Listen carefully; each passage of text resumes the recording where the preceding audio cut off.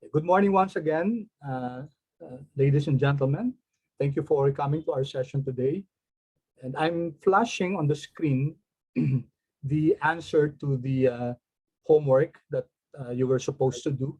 Now, if you haven't done it, guys, sana gawin nyo, no? I'll just show you the answers for you to be guided. And as I mentioned, guys, I'm not going to share this with you so that you'll be forced to answer on your own. Kasi importante, guys, yung learning.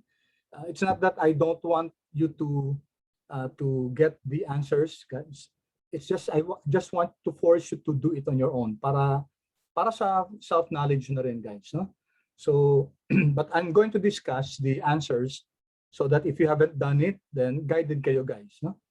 Okay, so the point of this activity was for you to construct the statement of cash flows. And we know that we can construct the statement of cash flows because we have the balance sheet for 2020 and 2019 and the income statement for 2020. We said that for us to be able to construct the statement of cash flows for a particular year, then we have to have the balance sheet of that year and the previous year, and also the income statement of that year.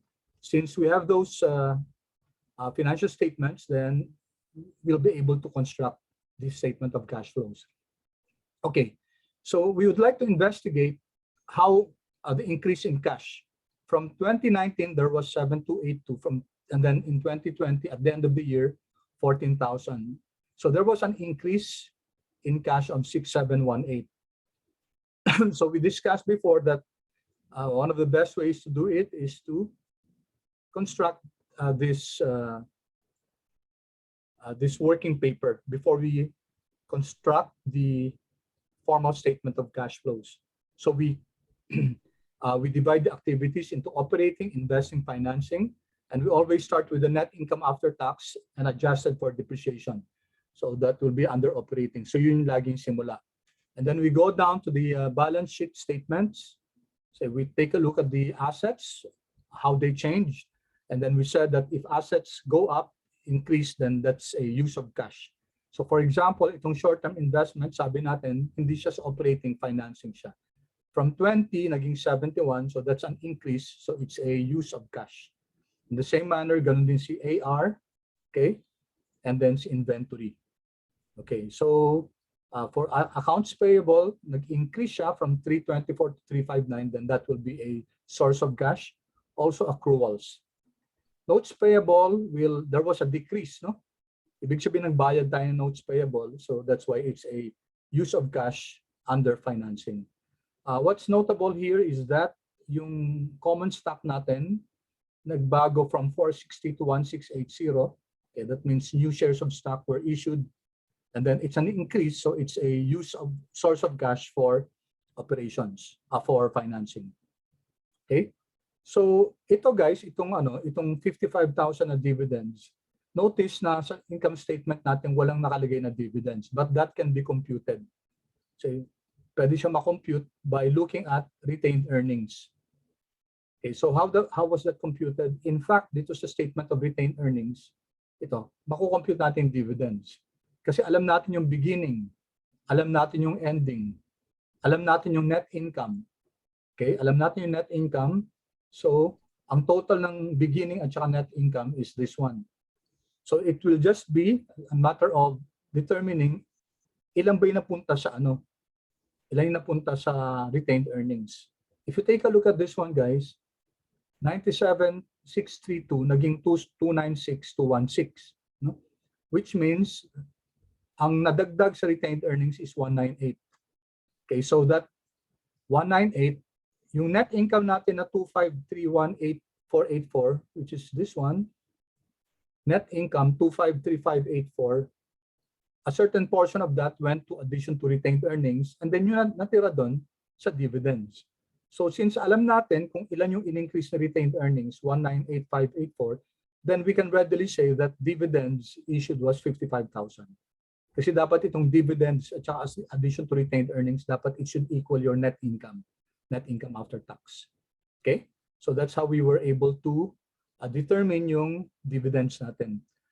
And then, itong net fixed assets na naman, no? Kasi ang binigay sa atin net fixed assets, Sabi ko nga, di ba, sabi natin last time, kung fixed assets yan at cost, then yung difference niya will automatically be your investment in fixed assets.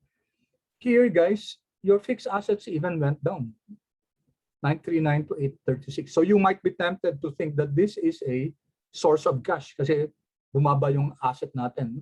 But that's not the case. Diba? Sabi natin, pag net fixed assets ang binigay, kailangan i-compute natin to. We have to compute for this, yung net assets beginning, and then acquisition, disposal, depreciation, and then net fixed assets end. You can use your goal seek for this, and it turns out that the acquisition was 17,050. Yun ang linagay natin dito. Okay? So notice, guys, I'm just giving you the broad strokes, no, for the statement of cash flows. And then we add this. So this is net cash used by operations, net cash used by investing, net cash provided by financing. If we add the total, 6,718. So that's correct. It compares, it tallies with the net increase in cash. Okay, and then just formally, construct lang natin to, parang ginawa natin dati. Dapat separate column tong 170, 17, at saka 194. Ito sila. They're there. So inad natin siya, it's 6,718. Sabi nga natin, it agrees with the increase in cash. Add the original, beginning cash balance to get the ending cash balance. Okay, so that in a nutshell, guys, is how you construct your statement of cash flows.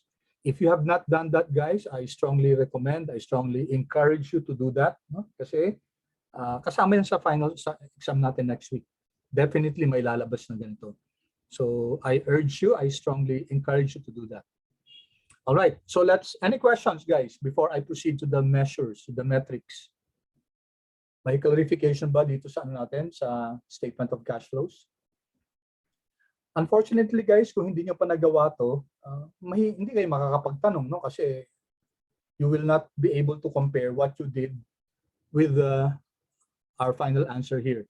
That's why I was encouraging, that's why I made it an assignment, kaso nga lang, not to be collected, because that was really meant to encourage you to do this so that when we discuss this, meron na tayong pointers for talking points tayo kung sakaling nagkaroon ng hindi pareho tayo ng answer dun sa natin, sa sources and uses of funds. Okay.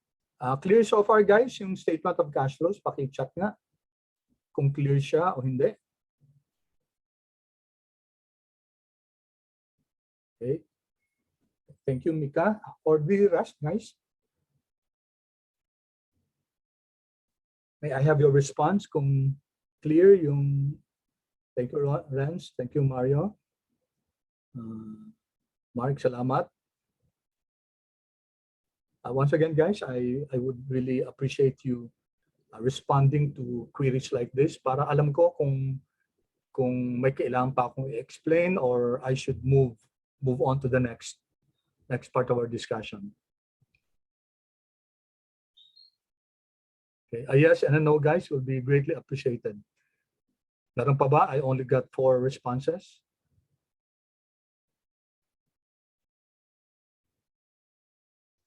Is long-term debt part of total equity? No, Eva, magkaiba siya. Long-term debt, utang yung long-term debt. Yung equity, that's shareholders. Yung long-term debt, that's for your creditors. You see here that long-term debt decreased from 1 million to 500,000. Ibig sabihin, nagbayad tayo ng utang. Kaya nga ito, use of cash, 500,000. So equity is different.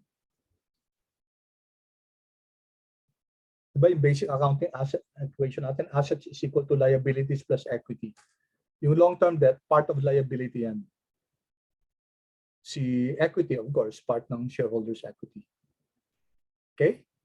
Did that answer your question, Eva? Okay, thank you. Okay, wala na, guys. Any other questions? Or may magsasabi pa ba na so far okay up to this point? Kasi 5 lang yung nagsabi ng clear. 4 lang actually. Anyone who'd like to respond also to that question? Kung clear so far yung discussion natin ito. Okay, thank you, Kristen. Thank you, Eva. Thank you, Basti. Okay, salamat. As I said before, guys, hindi pa ako nakakakuha ng 100% response from this class. I hope sana magkaroon ako ng ganong ina-appreciate ko talaga yun kasi I'm guided eh. Guidance sa akin yun kung clear so far, okay? Kung if I will proceed.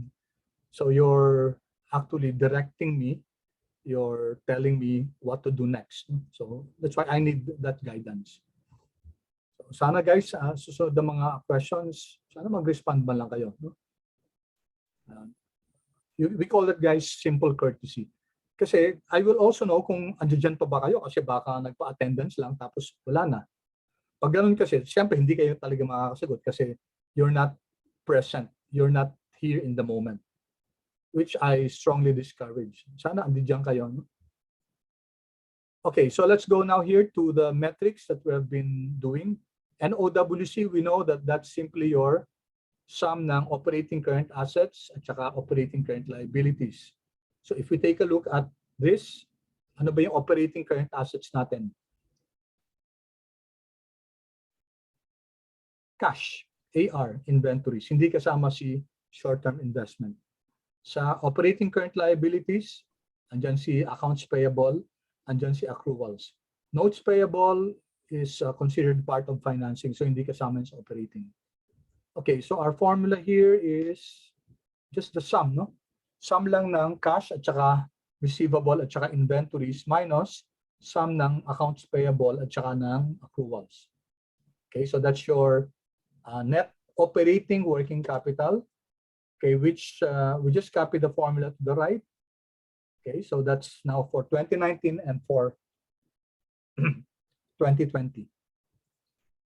Okay, so from NOWC, kailangan natin makompute si total operating capital. We do that by adding your net operating working capital with your net fixed assets. Yan. In-add lang natin siya. Okay, after adding it, we get this. Okay, we get these TOCs. And notice na tumataas yung total operating capital natin. No? And from there, we can compute for the net investment in total operating capital. There's no figure for 2018 kasi wala naman tayong i-compare sa na 2017. Pero meron tayong for 2019 at saka 2020.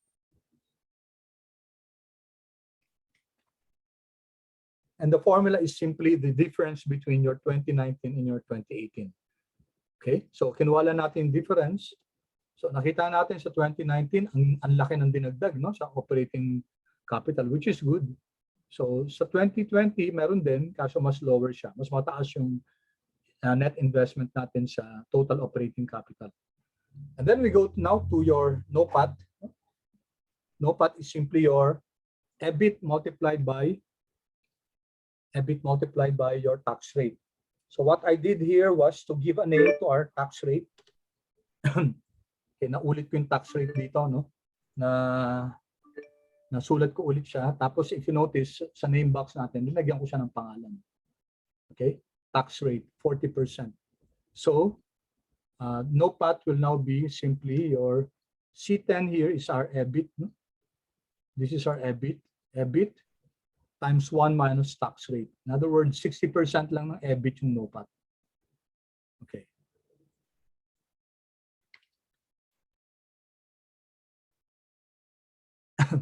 We see that NOPAT for 2018 was 125. For 2019, bumaba. No? Bumaba yung operating profit nila. 10,000 lang. Tapos, tumaas na naman for 2020, 301. Even higher than 2018. All right. So notice, guys, that NOPAT is different from NIAT. It should be higher. No? Ang NIAT natin, 87 is negative dito, plus 253. 87 negative 253. NOPAT will be higher than your net income after tax.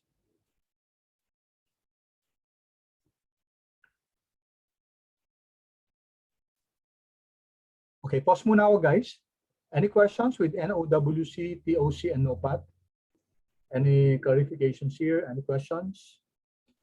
Okay, once again, guys, I'd like to encourage you to work on this on your own para practice nyo na yan. Kasi di ba yung exam natin next week? Sigurado may lalabas na mga ganito tatanungin. Okay, no questions? We now go to your free cash flow. We said that free cash flow is the cash flow available for distribution to investors, whether it be shareholders or creditors, after deducting cash flow requirements for operations. Ito yung cash flow requirements natin for operations. Ito. Yung increase in net investment in TOC. Ito yun. So our FCF, ang formula ng FCF, guys, if you recall, it's equal to your net operating profit after tax minus investment in TOC. So we have the NOPAT, we have the net investment, then we can compute for the free cash flow. So if you take a look at this formula, it's NOPAT minus the net investment in TOC. Okay, dito lumalabas guys na negative 1.1 million, dito negative 146,000. Okay, now last time guys, we said that when the EVA is negative, ibig sabihin value was destroyed. Okay, so we don't want a negative EVA, rather we want a positive economic value added, because a positive economic value added means that value is being created for shareholders. Now, corollarily guys, itong si free cash flow, what does a negative free cash flow mean? Does it indicate a good output or a bad output? Okay, what do you think guys? Ang negative free cash flow ba? Okay ba yan o hindi? Okay, so let me answer that in the interest of time, guys. Well, take a look at the formula. Di ba ito yung formula natin ng free cash flow? It's NOPAT minus investment in TOC. So when is it possible for free cash flow to be negative? Number one, pag malaki yung investment in TOC. So pag masyadong malaki to guys, tapos yung NOPAT natin hindi ganun kalaki, then you will have a free cash flow that's negative. And in that instance, okay yung negative free cash flow. Okay, ulitin ko. My possibility, it's possible for the free cash flow to be negative and yet it's good. If the reason for the negative free cash flow is due to a large investment in total operating capital, then that's good. Because we know that investing in operating capital is a purveyor of profitability. Kasi kailangan ng investment sa current assets, kailangan ng investment sa net fixed assets, and that's what will increase yung investment in TOC. If management fails to engage in investment in working capital and fixed assets, then ibig sabihin mababa nga yung investment in TOC, pero bababa naman yung potential na mag-generate ng profit, mag-generate ng operating profit. So kailangan guys yung investment in TOC. So if the cause of the negative free cash flow is attributable to the to the high investment in TOC, then a negative free cash flow is good. Okay? So ang free cash flow pwedeng maganda yung negative, unlike yung EVA. Ang EVA guys, automatic yan pag negative yung EVA, value is destroyed. Okay, it's because of the formula itself, no? Okay. On the other hand, pwede rin maging pangit yung negative free cash flow, especially if the NOPAT is very small. So kasi pwede maging negative to kung mababa masyado yung NOPAT. Okay? So discounting yung investment in TOC. No? Huwag na natin tingnan yung investment in TOC. Tingnan lang natin mababa yung NOPAT. Pag mababa yung NOPAT, possible na mababa negative yung FCF. Then in that case, guys, pangit yung negative FCF. Suppose guys, your EBIT, kunyari yung EBIT natin is negative. Pag negative yung EBIT guys, automatically negative din yung NOPAT. Okay? Pag negative yung NOPAT, then automatically negative yung free cash flow. So in that instance, negative yung NOPAT, whatever your investment in TOC is, you'll have a negative free cash flow, and that's bad. Kasi the negative free cash flow is attributable to poor operating performance. Okay? So, contextualize natin guys yung negative free cash flow.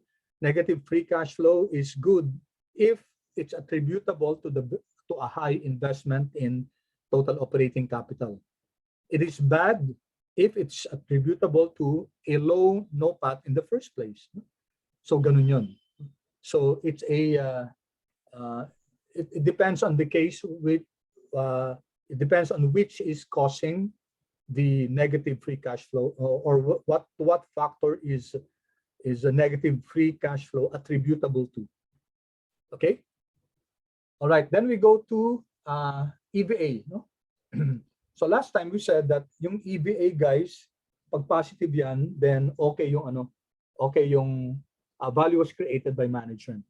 So the formula that we used last time in order to compute for the EVA is this one, yung pangalawa. So we start with NOPAT. Okay. So we said that we don't use NIAT, we don't use net income after tax kasi may naka-charge yung finance doon. No?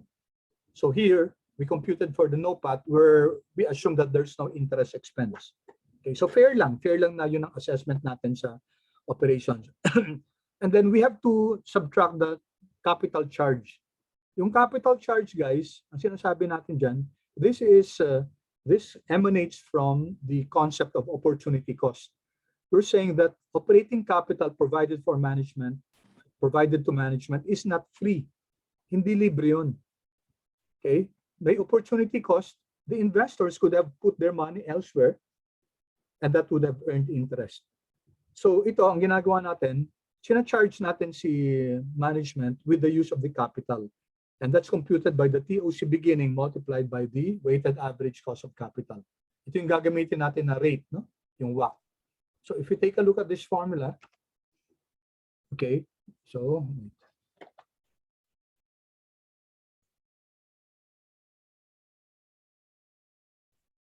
okay, so that's NOPAT, so that's D51 minus, ito yun, TOC beginning multiplied by the WACC.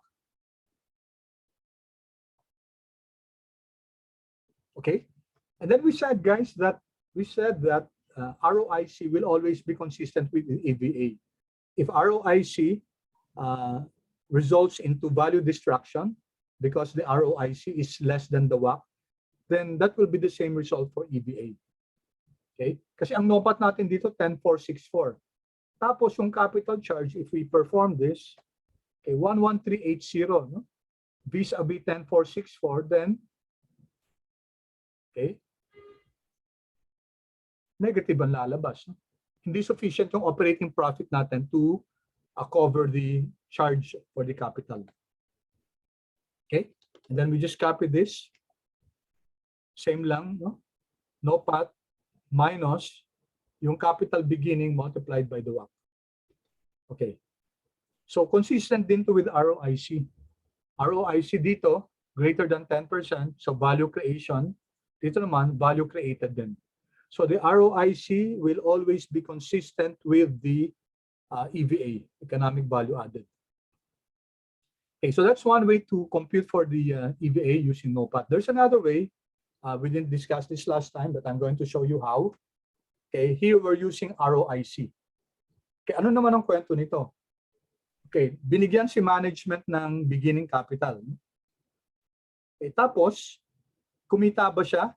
Yes, kumita siya in the form of ROIC. This is the return on the invested capital. Kaso, guys, again, hindi libre yung yung paggamit ng capital. We have to charge management with 10% for the use of the capital. So we net ROIC with WACC and multiply it with the capital. Parang ito yung kunyari, parang deposit sa bank, no? Yun ang dineposit sa bank. So ang question, ano yung in-earn niya? See, it's ROIC. However, parang kunyari ito parang may tax, no?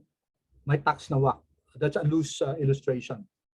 Okay, kumita pero may cost yun eh. May cost yung kita natin. Alright, so if you take a look at this formula, guys, look at this. C49, ano yung C49? Ito, no? Yung beginning capital natin multiplied by the difference between yung ROIC at saka yung WACC. Okay? So 0.92 compared with 10%, syempre, negative yan. No? Yung ROIC natin, hindi umabot dun sa ano, yan. No? Negative 0.09, the difference between 10% and 0.92%. So negative. So that's why we're having a negative EVA.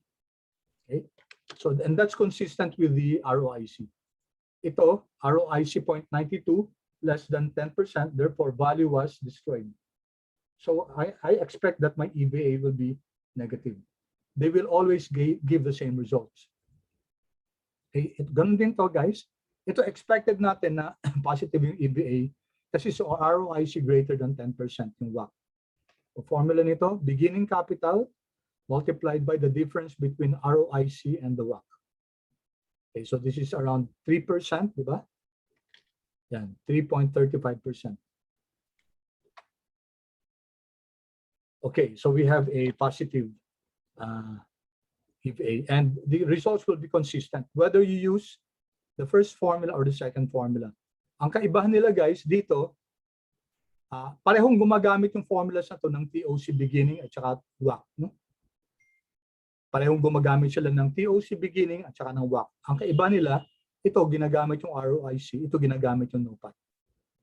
Okay, but we get the same results, exactly the same results. Okay, all right. So any questions with EVA? Okay, may tanong yata dito. Okay, it's okay, Renzo. Thank you for informing me. Okay. Sorry, ano yung bad? Ano nga ba yung tanong ko? Yung negative free cash flow, no? Okay, I think I already answered that. But thank you for your answers, Ada and Mika, thank you. So I think I clarified that na yung free cash flow, negative, pwede maging good yan, negative, pwede maging bad. Depende dun sa situation. Just take a look at the formula itself. If free cash flow, if negative free cash flow is a result of having high investment in TOC, then that's good. If it's a result of having a negative NOPAT or a very low NOPAT, then that's bad. Okay? And lastly, guys, we have your MBA. Simple lang MBA natin. It's just computing for your market capitalization, which is just your stock price multiplied by the number of shares. And then in-net natin siya versus total common equity for that specific year. Okay?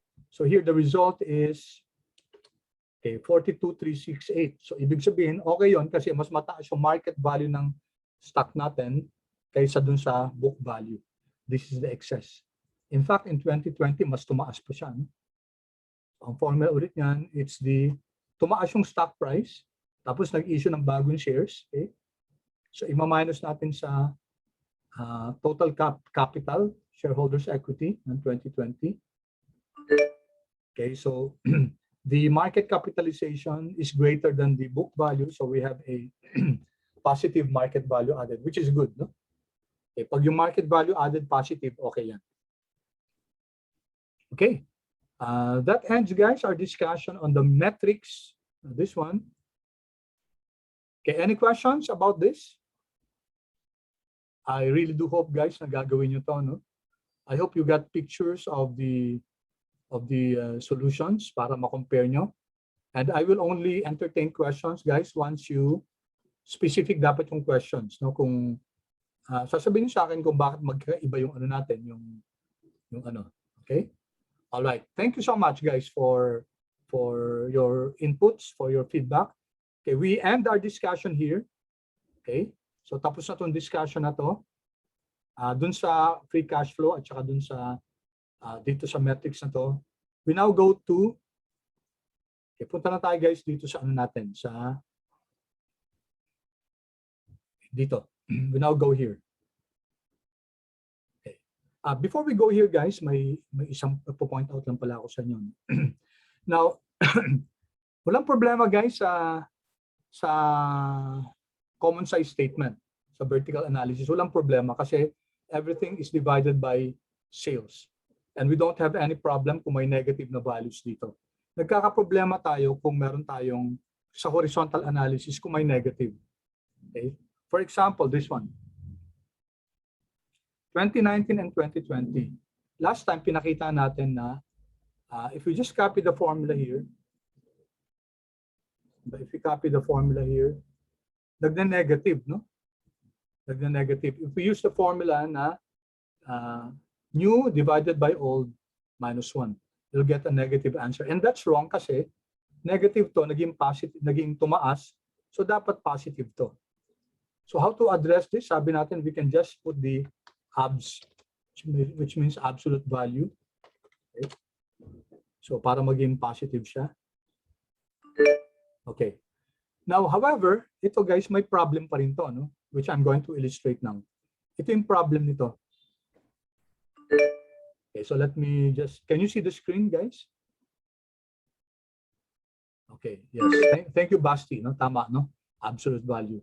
Now, I'm just going to show you, guys, kung ano yung problema pag may negative and how do we resolve that.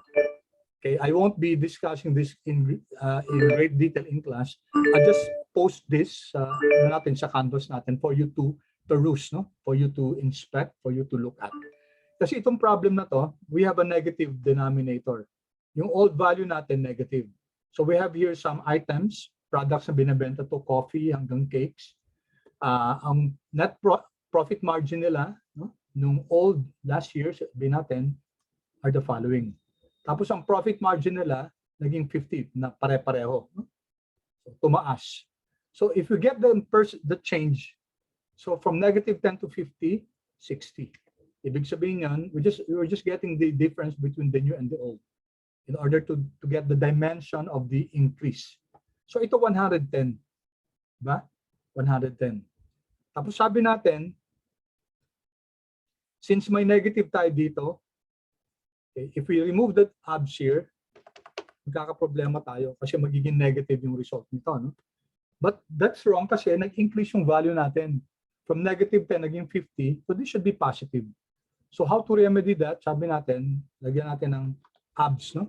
Absolute value, control enter, and then that addresses the problem. So tama na tayo in terms of the sign of the percentage change. However, meron pa rin tayong isang problem dito. No? And I won't discuss the solution here. I'm just going to share this with you. And you check. Kasi ano yung problema natin? If you take a look at the changes, si coffee, nag-change siya ng 60. And then si cakes, nag-change siya ng 110. Di ba? So iisipan natin, dapat, di ba mas malaki dapat yung percentage change ni cakes? Kasi mas malaki yung inano niya, yung tinaas niya. No? 110. Si coffee, 60 lang. Si tea, 70. Okay? Pero yung percentage change na tingnan nyo guys. Si coffee, 600. While cakes, 183.3.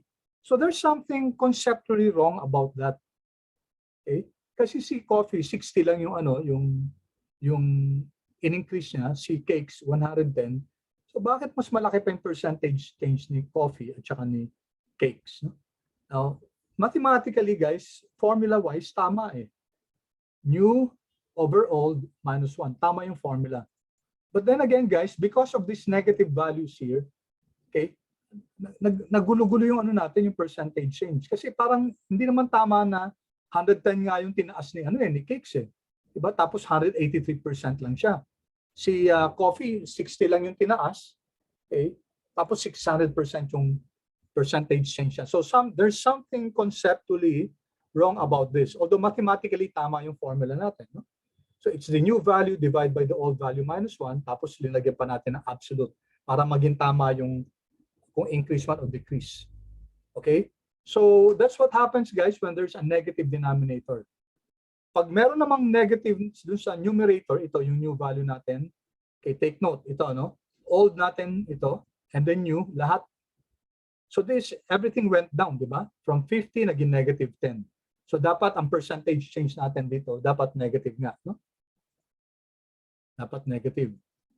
Okay, so how do we get that? Tingnan natin yung change muna, yung absolute value. Okay, so just subtract, no? C22 minus B22. Okay. Here you get negative 60, here you get negative 110. So mas malaki yung binaba nito kaysa dito. Pero ang percentage change nito, bumaba lang siya ng, mas malaki yung percentage change niya na negative 120 kaysa dito na negative 110. Okay, again, the formula is correct. Tama yung formula. Okay, at saka tama lang na negative yan. No? Kasi bumaba siya from 50 naging 110. Pero guys, yung amount, no? 120%, 60 lang yung binaba. Ito 110% na 110 yung binaba. So again guys, there's something say conceptually wrong pag may mga negative values either dun sa old value at sa new value. In both instances guys, nagkakaroon tayo ng discrepancy as far as percentage change is concerned. Kaya yung iba guys, ang ginagawa, pag kunyari may negative either sa old or sa new, hindi na sila naglalagay ng figure dito. Hindi sila naglalagay ng number. Yung ibang ginagawa ng letter lang. No? Either P or L. No? Plus or less. Or P or N. Yung iba N. P, ibig sabihin, so instead of putting here 600%, ang linalagay lang nila P. Ano ibig sabihin ng P? Plus. Ibig sabihin, tumaas. Okay? Ganun ang ginagawa nila. Kasi may negative dito. Kaya the concept is that mali itong 600% at saka 183% kasi mas malaki yung tinaas ni cakes over coffee, no? So there's something conceptually wrong, as I was saying.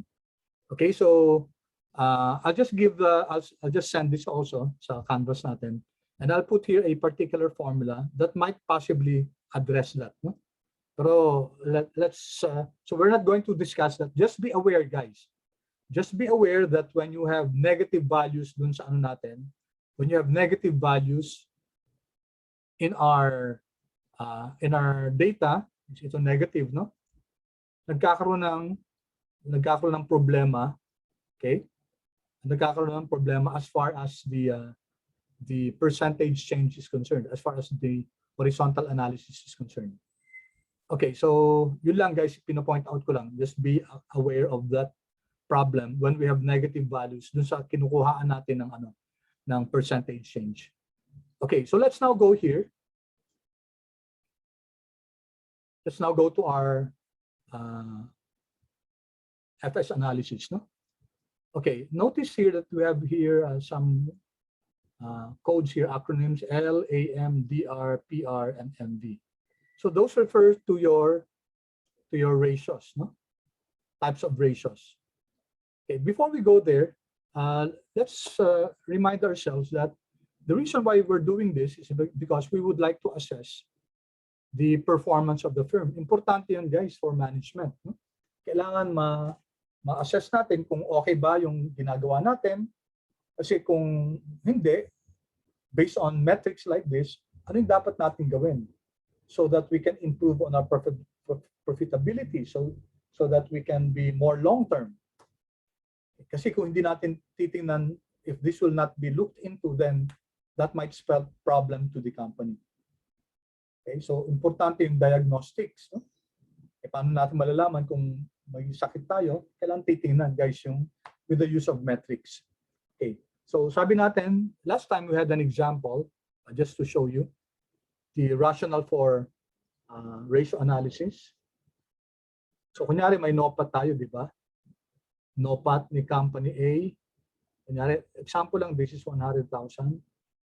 And letter B, this is, let's say 1 million. Okay? At face value, sabihin natin na mas mataas yung NOPAT ni B kaysa kay A. Okay? But that's where we will end, no? Kasi we do not assess performance just on one metric like this. We need to use ratios where we're comparing metrics, no? So, sabi natin, kunin pa natin yung TOC. Tapos kunyari, ang TOC nito, 500. Ito naman, let's say, 10 million. Okay? So, based on this, guys, ang ROIC niya, which is the ratio of your NOPAT and your TOC, the ratio of this is 20%. No? Or in other words, sa bawat piso ng operating capital, nag-generate ng operating profit yung company ng 0.2, 20 centavos. Dito naman, it's just 1 million divided by 10 million. Okay, so that's 10, no? 0.10 or 10%. So that's 0.10 over 1. So sa bawat piso ng operating capital na binigay kay company B, it earns an operating profit of 10 centavos. So kahit na mas mataas yung NOPAT niya, guys, it doesn't mean that it performed better than company A.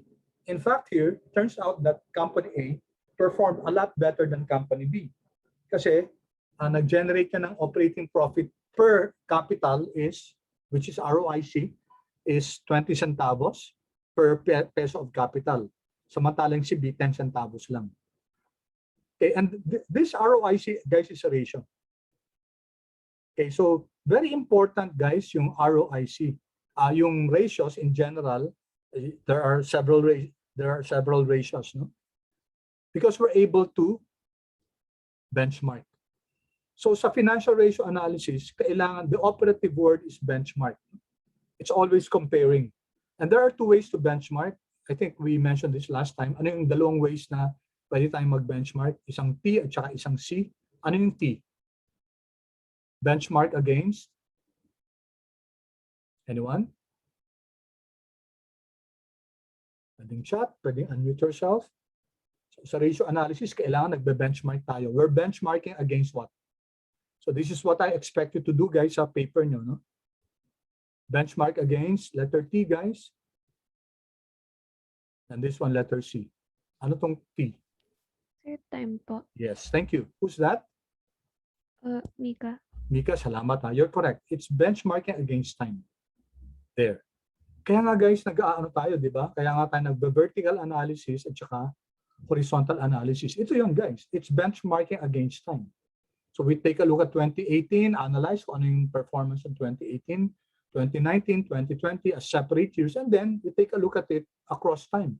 We compare 2018 with 2019, 2019 with 2020, and we get the percentage growth rate. No? So that's part of benchmarking against time. Okay. Secondly, we benchmark against ano to? And that's what we did here. Yes, thank you. Thank you. Thank you. That you're correct. It's Mike, salamat. And then I think it was Yumika also, no? Competitors, no? So time and competitors. So dito, that's what we're doing. No? We were comparing, okay, unang-una yung NOPAT. Ang pwede lang natin sabihin sa NOPAT, yes, NOPAT of company B is times 10 than company A. Pero we cannot say outrightly that company B performed well. Okay, kasi kung magkaiba yung capital base yan, okay, which is true enough, no, based on our example. Ito 500,000 lang yung operating capital niya, and yet it was able to generate 100,000 na operating profit. No? Diba? So that's 20% per peso of capital. Ito 10 centavos lang. 20 centavos per peso of capital, 10 centavos. So we're saying that company A performed better in terms of ROIC. Okay, so that's what financial ratio analysis does. Hindi lang dapat natin tinitingnan yung isang metric. Ratios allows us to combine, to compute, no?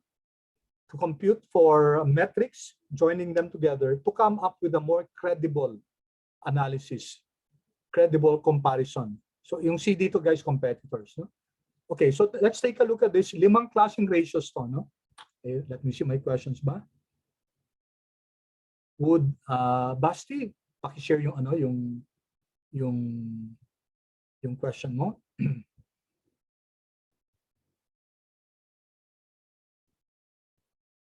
Okay, Basti, could you please share your question to the class? Okay. I mean, sir, competition would count din sa C. Ano yung C? Sorry, ha?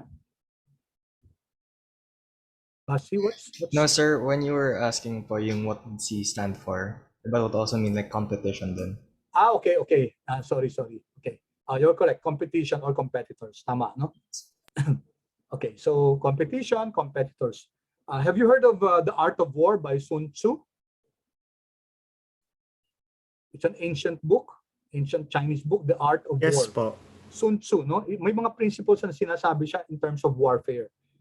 So, and it has been used in many management subjects, no? Lalo sa MBA, ginagamit talaga yan as a textbook or sa reference. Kasi The Art of War is a book that depicts how an individual or how armies should do battle with their enemies. Ganun naman, guys, sa competitive space, sa industry, companies are at war, no, with each other, figuratively and even literally, no. So sabi ni Sun Tzu, one of the very important principle that he espoused in that book is know yourself, no? Know yourself. Ibig sabihin, dapat alam natin yung kakayahan natin. And that can be done using ratio analysis. And know your enemies. And that can be done by benchmarking against your competitor. Yun. So, swak na swak doon guys yung ratio analysis, yung benchmarking with respect to time, intra, within the company, and outside the company, yung competitors. Okay? So, it's really consistent with what Sun Tzu said. Know yourself, know your weaknesses, know your strengths, leverage on your strengths, and then improve your weaknesses. And then know your competitors. Kasi ang hirap guys, ma-blindside. Yung pala, your competitor is already eating up on your profitability, getting your customers. So hindi natin alam kung ano na ginagawa nila, magiging blindsided tayo doon. Okay? So, that's very important. Now, as far as ratios is concerned, 5 ratios yung titingnan natin. Number 1 is liquidity. So what's liquidity? Liquidity tells us how capable the company is in how capable it is in paying off its current obligations. Kasi may mga current obligations yung company. For example, accounts payable, accruals, may mga kailangang bayaran. Kaya bang bayaran ng company yan?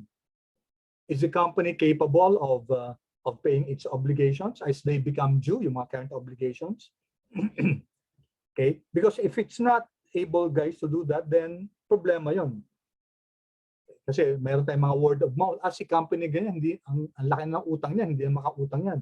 Usually may mga yung mga suppliers, may mga organization din yan, may association din sila. And they exchange notes, no? They usually exchange notes also. Sasabihin na kasi ganitong buyer, nako, ingat kayo dyan kasi hindi nagbabayad dyan. Okay, so word of mouth could kill the company, especially if they're not able to pay their current obligations. Okay, so liquidity yun guys. 2 measures ang titingnan natin in a while. And then next we have your asset management. Okay, this is also one of the most important. Kasi 'di ba, ano ba yung ginagamit ng company para mag-generate ng profitability? Assets. Whether it's current assets or long-term assets, property, plant, and equipment. How well is the company able to utilize these assets in order to churn profit? Okay, how does their asset management, their efficiency compare with the competitor? Okay, and then we have susunod dyan yung debt ratio. How leverage is the company?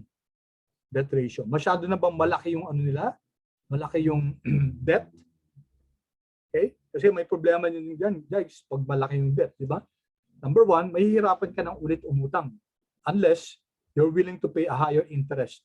Kasi, syempre, yung mga nagpapahiram, guys, nag-due diligence yan. Patingin ng audited financial statements, titingnan nila, debt ratio mo 95% na. Medyo delikado na yan kasi sa bawat piso ng asset mo, 95% dyan financed by utang. Tapos 5 lang yung finance ng mga shareholders. So either sorry no credit for you, or sige, credit for you, kaso we will have to charge you with a high interest rate. Kasi we will be assuming a lot of risk. O kaya pwedeng, sige, pero i-collateral nyo i-collateral nyo yung equipment nyo, yung machinery nyo. Okay, collateralized bond. Ibig sabihin, kung sakaling mag-default kayo, we will collect on that. Kukunin namin yung equipment yan. Kukunin namin yung land nyo dito sa na to, sa place na to. Okay, so sige, magpapahiram ako, pero dapat may collateral. Okay, so that's determined, guys, by looking at the debt ratio. How leverage is the firm.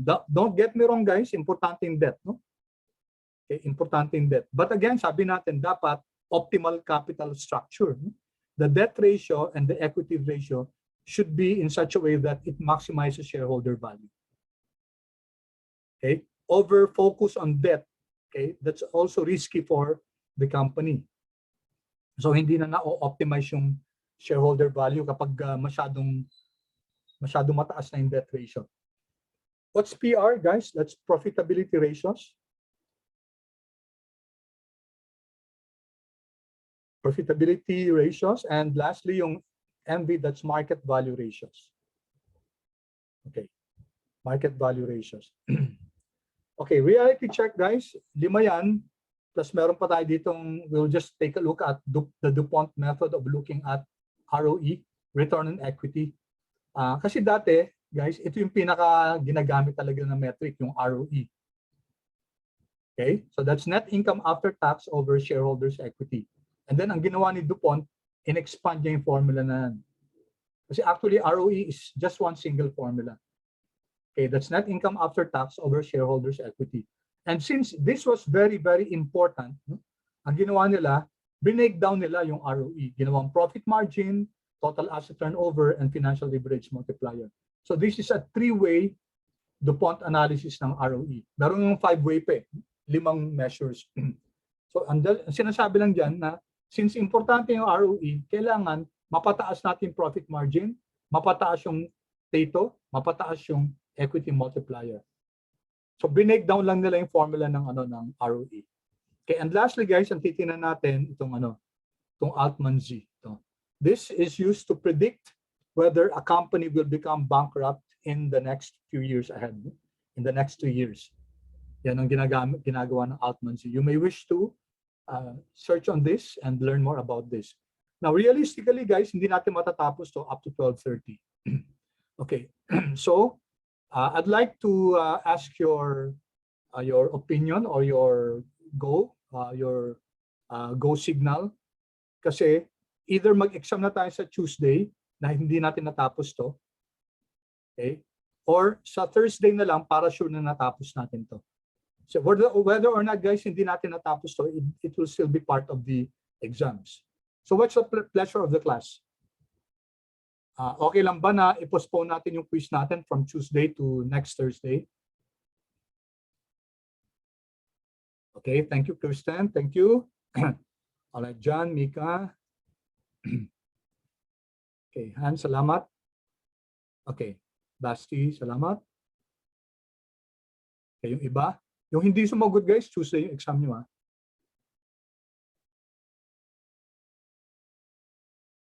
Ala, yan.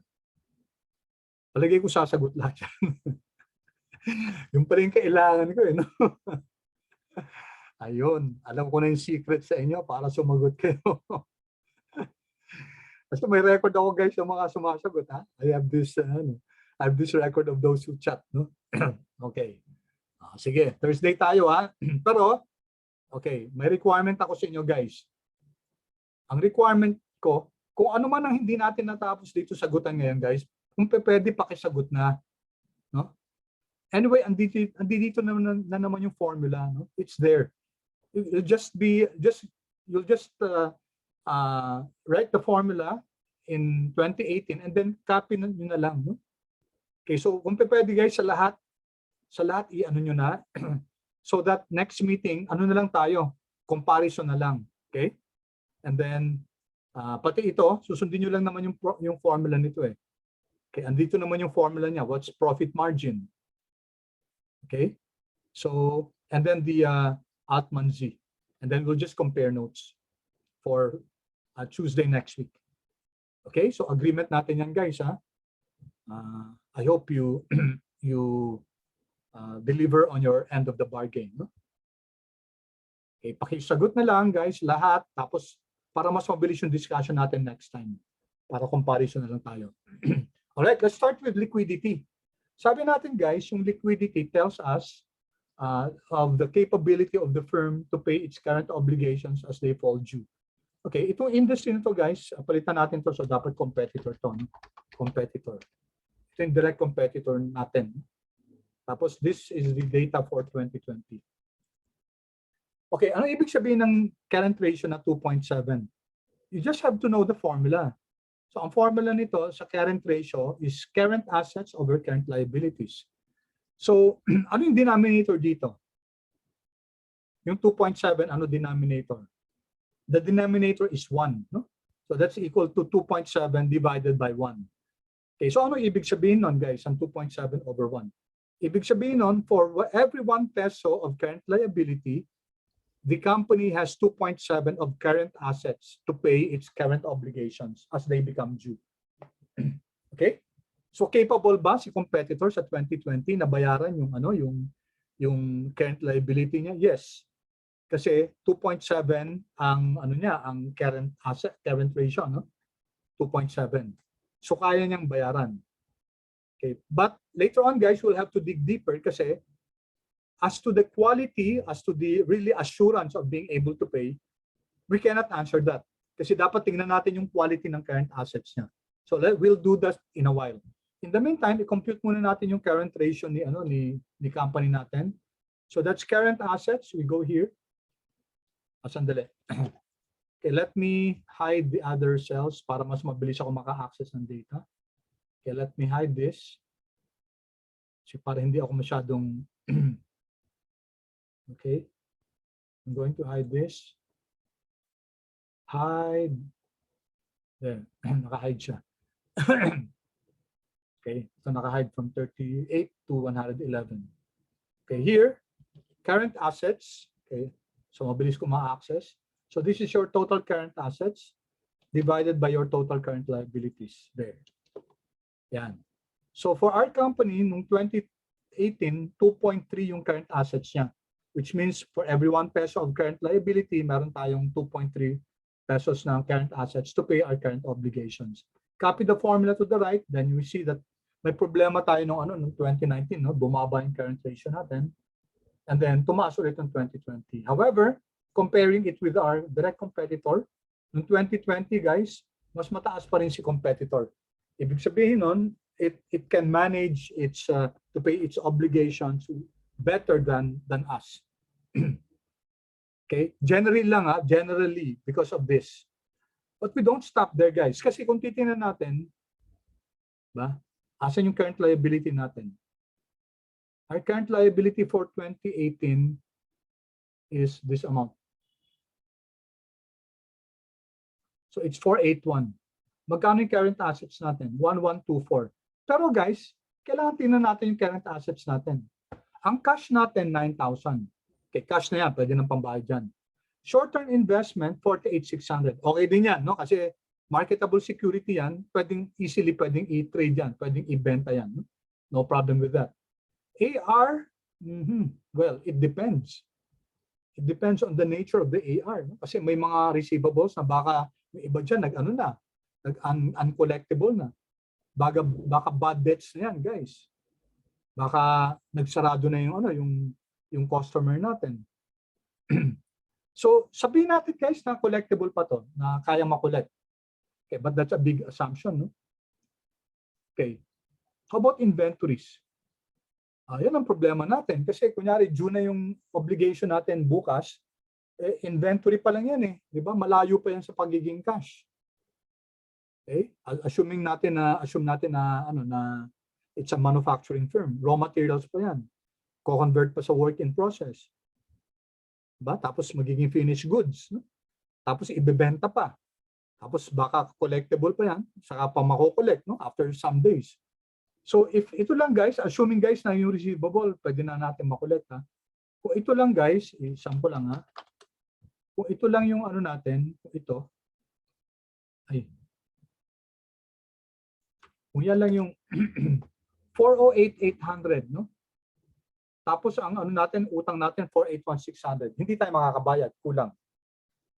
Kulang yung pambayad natin ng current liability. So, pwedeng manghiram ulit ng short-term loan para pampuno.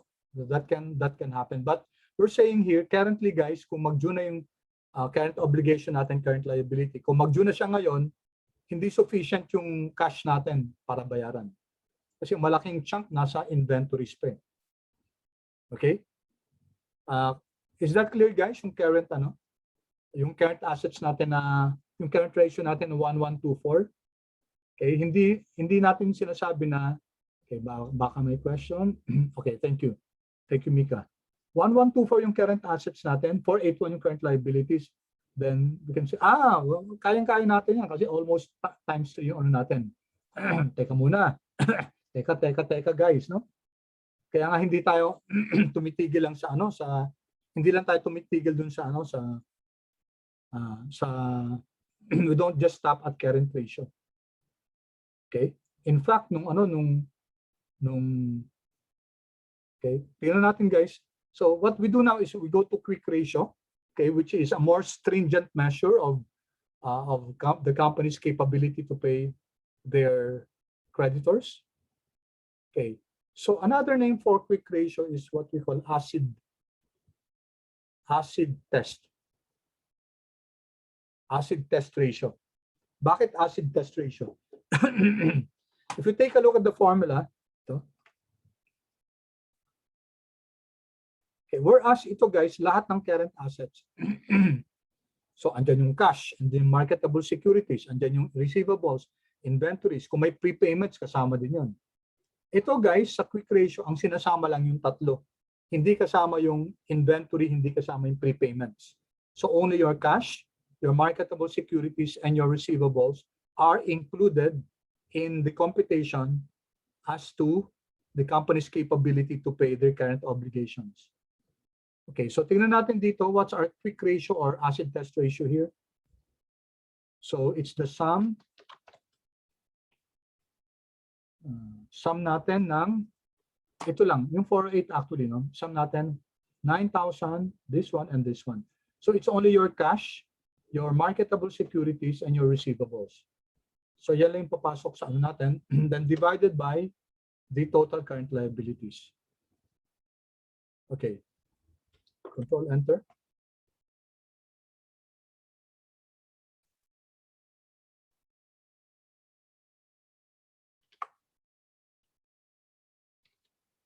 Okay. So it doesn't look after all na mukhang may problema tayo sa liquidity, no? Lalo ng 2019, 0.5 na lang. So bawat piso na babayaran natin na current liability, we only have available cash 0.5. Okay, assuming pa yan guys na nakasama si receivables. So depende din sa nature ng receivables ng company. Kung matagal yung collection period nila, then that could pose as a problem. Samantala yung competitor natin, 1. So 1:1 lang. So assuming then na okay yung receivables nila, so they can pay their current obligations. Okay, so talo tayo in terms of liquidity dito sa competitor natin. Okay? So for liquidity, guys, we looked at current ratio, which is a very broad, no, not too strict measure of liquidity. Pero mas realistic, mas strict yung quick ratio. Kasi dito hanggang receivables lang. Okay, as compared to our competitor. Right? So we might again, guys, bakit tayo nagko-compute ng ganito? Know yourself, no? Bakit tayo nagko-compute ng ratio? According to Sun Tzu, know yourself. Okay? Ito, know your enemies. Bakit tayo 0.5? Kalaban natin 1. Ano ba yung problema natin? Is it because mabagal yung collection natin? Okay? Is it because mabagal din yung proseso natin ng inventory? So these are things that the company has to answer. Okay? Kasi baka magko-problema sila sa liquidity, sa pagbayad. No? Yes, Basti. What's your question?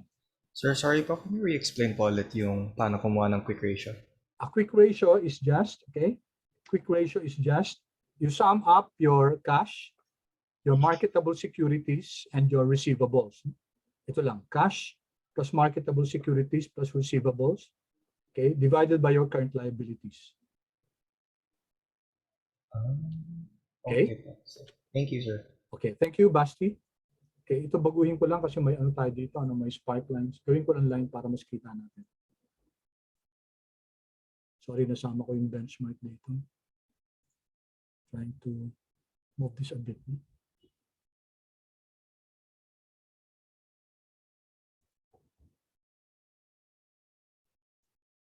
Okay. Okay, so we can see here the spike line. The lowest point natin ng quick ratio was 2019. But then again, guys, we don't just stop here. No, we have to look at reasons why and reasons or how we can improve our capability to pay our current obligations. Okay, we now go to asset management ratio, and these are very important, guys. No? Asset in inventory turnover, accounts receivable turnover, up to DIO, DSO, DPO, operating cycle, cash conversion cycle. And then may nadagdag na FATO at saka TATO. So these are your asset management ratios. This tells us how management is able to efficiently use the resources in order to churn more profit. Okay, so let me illustrate this. No? Si competitor, 6.1 yung ITO niya, inventory turnover. So what does that mean? Okay, let me draw here, guys, para mas maintindihan natin. Ano ba yung inventory turnover? Okay, so this is our competitor. No? So let's draw a timeline here. So this is for 1 year. Okay, from January 1, let's assume it's a calendar year, January 1 to December 31. Okay, si company, si competitor,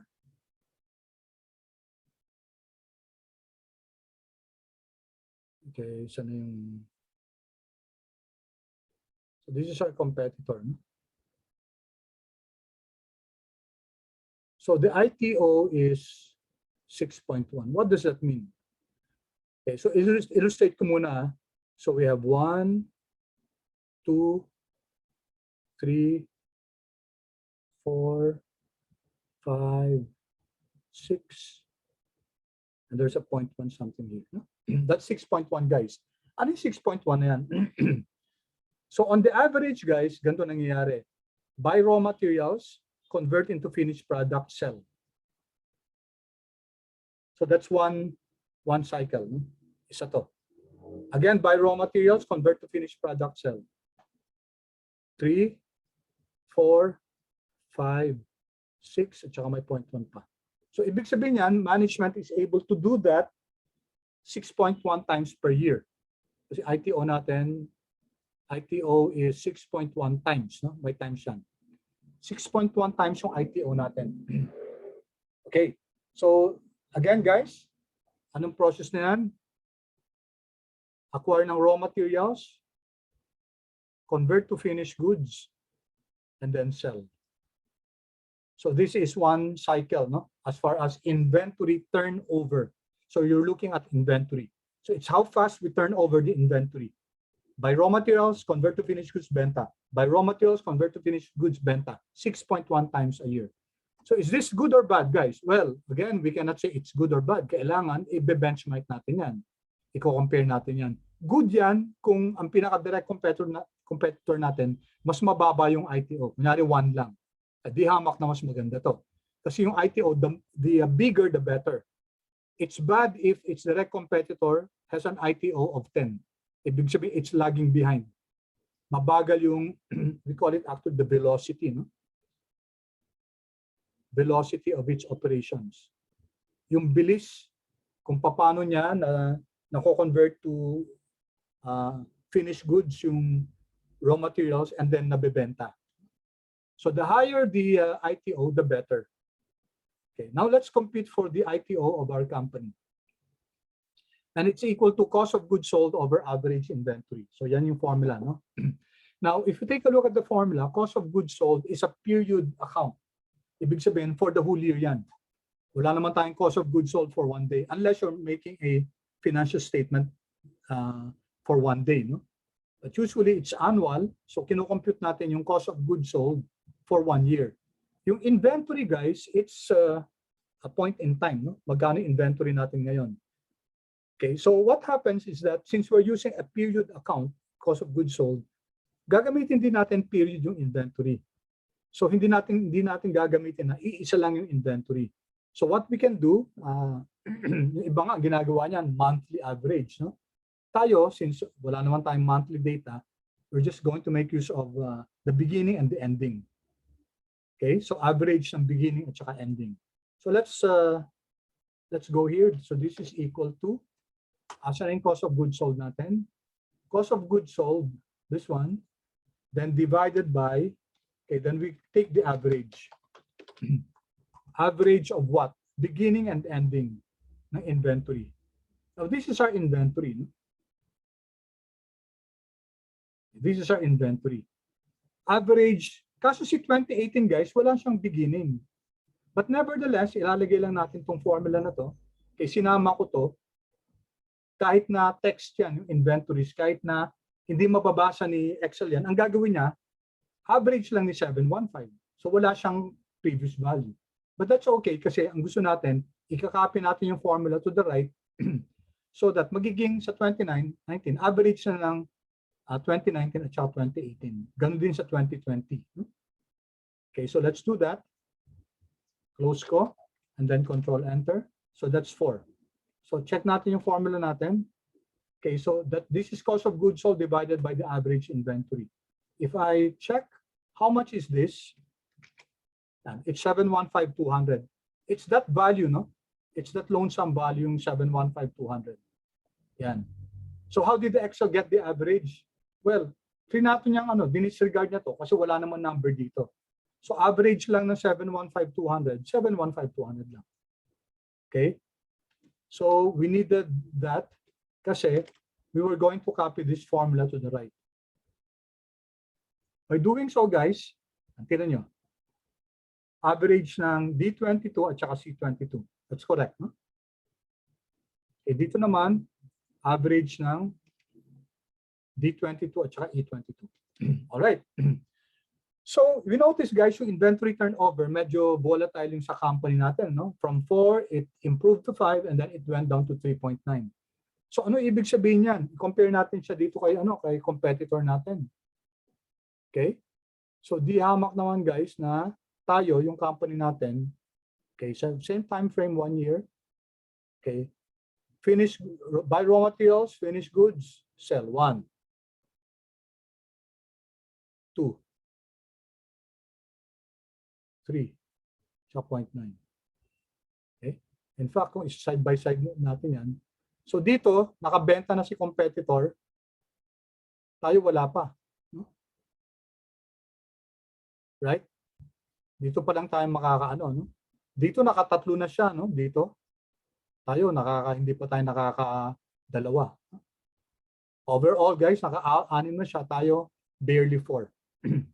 Barely 4 yung velocity, guys, ng turnover ng inventory. Natural, guys, mas maraming beses tayo nakaka-convert to finished goods and then sell. Mas yung sales natin. Okay, ito mabagal yung natin, mabagal yung operations natin. So that opens a can of worms, no? Sabi ko nga kanina, Sun Tzu, know your enemies, know yourself. So anong gagawin natin dyan? Anong gagawin ng company? So is it because we are having a hard time buying raw materials? So meron tayong sourcing issue. Baka yung mga yung mga suppliers hindi na sa atin nagbebenta kasi very bad, notorious tayo sa pagbayad. Late lagi, no? That can be an issue. Okay? Or hindi tayo nakapag-establish ng magandang relationship dun sa mga suppliers. No? Right? Or baka hindi dun, baka dun sa operations natin, baka ang bagal ng equipment natin. Yung competitor natin nakaka-generate ng 1 million units per month. Tayo, 200,000 units per month lang. That's a big problem. Tapos baka yung sales natin, ang galing-galing ng sales force nila, talagang well-motivated, talagang they really work hard for the company. Siguro may commission, o siguro they're taking good care of their employees, maganda yung package nila, tapos tayo, wala, hindi motivated yung mga sales staff natin. So it takes them long to sell. Yan ang sabi nila, wala naman kayong malasakit sa amin eh. So tit for tat lang tayo, no? Diba? Yung mga gatong dynamics, guys, no? So is it an organizational problem or is it a management problem? Okay, so we're going deep already, guys, ano? Kasi that's already part of strategic management. But these ratios are very important. Hindi lang siya, ITO 3.9, okay. Ganun eh. Hindi pa pwedeng ganun, guys. Otherwise, sabi nga natin, in this hyper-competitive world, kakainin tayo ng competitors natin. And it's really sad to see yung history ng competition, guys. Ang dami-dami mga companies have fallen by the wayside. Why? They were eaten alive by the other competitors in the industry. Yun ang natin. Yun ang problem. So these ratios are very relevant. And we're just talking of ITO, guys. ITO pa lang tayo. So dito, beaten black and blue na tayo ng competitor natin. 3.9 times lang tayo. Nakakapag-ikot ng inventory natin. Sila 6. Well, how can we compete with that? No? Ano naman to? Itong ARTO naman. Let's take a look at ARTO. So it's sales over average AR. Ano naman to? Ang mini-measure nito, guys, i-compute muna natin. So it's sales over, so sales divided by average. Average AR, accounts receivable. So we're going to do the same thing here. Okay. And then close natin, control enter. I go back here, 9.8 times. Okay, ano naman tong ARTO, guys? It's the number of times a year, so 9.8 times. Nung 2018, okay tayo, halos kapareho ng 2020. Pero 2022, guys, so dapat i-compare natin si 2020 ng competitor at saka 2020 ng ng company natin, no? So dapat parehong time frame. 10.2 versus 4.5. Well, importante ba yung ARTO? Yes. Ano ba ibig sabihin ng 4.5? Ibig sabihin ng 4.5 times lang na pagkabenta, collect. Benta, collect. Benta, collect. So pag mababa yung ARTO natin, ibig sabihin, mababa yung collection natin. Mahina yung collection. Sila, yung competitor, 10 times a year yan nangyayari. Sell, collect, sell, collect, sell, collect, sell, collect, sell, collect. So mas malaking cash flow ang mag-generate yan kasi mabilis yung velocity ng ng pag-collect. Okay? Clear so far, guys? Si ARTO, APTO, si ITO, ARTO. Ito naman si pangatlo, APTO. Ano naman to? Cost of goods sold, no? Divided by average accounts payable. So let's get that. So that's cost of goods sold divided by the average accounts payable. This one. Same thing. Okay. There, 19.7. Okay. 15.1 versus 17. So sino mas magaling? Mas mababa ito. Mas magaling si competitor kasi iba guys yung interpretation ng APTO. Ang APTO ibig sabihin, bumili tayo on account tas binayaran. Bili, bayaran. Bili, bayaran. Bili, bayaran. Okay? So here, we're doing it 17 times a year. Si competitor 15 times lang. Ang ibig sabihin niyan guys, mas malaki yung credit terms nila. Okay? So sino mas maganda? Ang binigay sa atin credit terms, 30 days. Versus ang binigay sa competitor, 45 days. Aba, syempre guys, mas maganda na yung 45 days na credit term. No? Okay?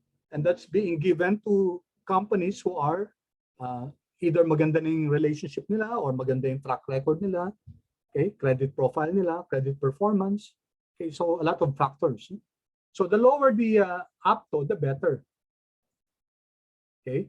Kasi ibig sabihin yan, ilang beses lang per year nagbabayad yung company. Ibig sabihin nun, mas mahaba yung credit terms nila. Okay? All right, so if we look at this one, we see that we're beaten black and blue in terms of the first three asset management ratios. Okay, how about days inventory outstanding? Si days inventory outstanding, kamag-anak yan guys ni days inventory turnover. Ito, days inventory turnover, magkamag-anak siya. Or another name for that is average inventory period. Average inventory period, days inventory outstanding. But they're the same. So anong formula nito? Operating days divided by ITO. Okay, so here we have operating days per year. Ibig sabihin, the company is open kahit may New Year, kahit may siguro may operations pa rin sila. And let's give this a name, guys. Let's call it Oper days. Oper days. Okay, operating days. So this is equal to Oper days divided by ITO. This one. Yan. Okay. 91, 73, 95, 60. Ano ibig sabihin guys sa 95? Kung ito guys times, ito naman days. So pareho lang interpretation yan. It takes the company 95 days to buy raw materials, convert to finished products, and then sell. 95 days. Okay, and then again another 95 days, again another 95 days. Kaya nga sa isang taon, around 3.9 times lang yan. So that's parang kumbaga sa word, synonymous yung dalawang yan. No? Okay, it's the velocity of the inventory. Kung gaano kabilis mo-convert sa finished goods and then benta. Samantalang si competitor natin 60 days. So nakabenta na siya guys. May 35 days pa tayo bago makabenta. Paano natin matatalo si competitor? So again guys, this opens a can of worms. Ano ba nangyayari? Bakit ang tagal bago makabenta ng company natin? Okay? And then it's already time guys. May I have 2 minutes just to hanggang APP lang guys. Pwede ba? Okay. Thank you. So very important tong guys itong asset management natin. Ano naman si daily sales outstanding? Kamag-anak naman yan ni accounts receivable turnover. So may mga kamag-anak sila no. So itong dalawa magpipinsan to. So dito times ang bina-measure natin, ito naman days. Kaya nga days inventory outstanding, days sales outstanding, and this is equal to offer days divided by Arto. So sa Arto natin siya kukunin. There. So ano to? Anong number of days to? Similar to Arto. So it takes us from sales hanggang collection 80 days. Grabe, no? 2020, it took us 80 days on the average to collect on the receivables. Dito 37. Tapos nag-worse 2019. Mas lalo naging worse yung 2020. Paano ka lalaban guys sa isang company na in 15 days nakokolekta na nila yung receivables sila? Nakahalos 4 na cycle na, no? 15, 15, 15, o 6 pala, no? 15 times 6 kasi 90. O, sabi natin 5 na lang, 15 times 5, 75. So naka-5 collection na itong competitor natin. Naka-1 pa lang tayo. Right? So dito guys, ngayon yung gamit ng benchmarking against competitors. What is it that the competitor is doing that makes them have a DSO of 15 days? Okay, siguro strict yung collection nila ng receivables. Maybe they only give terms to those who are really good payers. Okay, so strictly filter nila yung mga customers nila in order to give them terms. Okay, and this one guys, accounts payable outstanding, pinsan ito ni Apto. So magpinsan to. And how do we compute for this? So this is equal to offer days divided by yung Apto natin. Yan. 19, 17, 22. Ano ibig sabihin ng 22? Pagbili natin, dapat within 22 days natin na binabayaran na natin yung payable natin. Samantalang si competitor, binibigyan siya ng on the average 90 days bago niya bayaran. And we have a problem here guys, no? So next meeting itutuloy natin. Tingnan niyo yung problem. 95 days muna natin bago mabenta, 80 days natin mako-collect. Pagbili natin ng raw material, in 22 days, patay. No? Kita nyo guys, in 22 days dapat natin bayaran. If we take a look at our model here, bumili tayo ng raw materials dito. Okay? Just quickly bumili tayo ng raw material dito. In 22 days babayaran na natin, 22. Okay? So tapos bumili tayo ng raw material, kailan natin mabebenta? Mabebenta natin at ilang days? Ilang days guys? 95, no? 95 days yan. Ilang araw makukolekta? 80 days. Yan. Tingnan nyo nabenta in 95 days, nakolekta in 80 days. 22 days, kailangan magbayad na tayo. Paano na yun? Dito pala natin makukolekta yung natin at 175 days. Diba? Tapos magbabayad tayo ng 22. Wala pa yung cash, hindi pa natin na So technically, we have to finance this. babayaran natin dito eh. So magkaka-incur tayo ng interest dito. Kasi ipa-finance natin itong pagbayad natin sa payable natin. Okay, so that's what we're going to discuss in greater detail next meeting, guys. So itutuloy natin yan, yung operating cycle, cash conversion cycle. So very important, guys, to understand this because that's part of asset management ratio. Okay, so again, guys, may I request you to please answer. Andiyan na yung mga formula, no? Tapos tignan nyo na lang kung how the company is performing relative to their competitors, and then please compute for the ROE and then the Altman Z. Okay, so that will be all for next meeting, and then after that, next will be our quiz. Okay, so salamat guys. Thank you so much for your patience. Thank you so much for allowing me to extend. You have a safe day ahead, guys. Salamat, and keep safe and have a nice day ahead. Yung magpapacheck na attendance, please remain. Stop recording.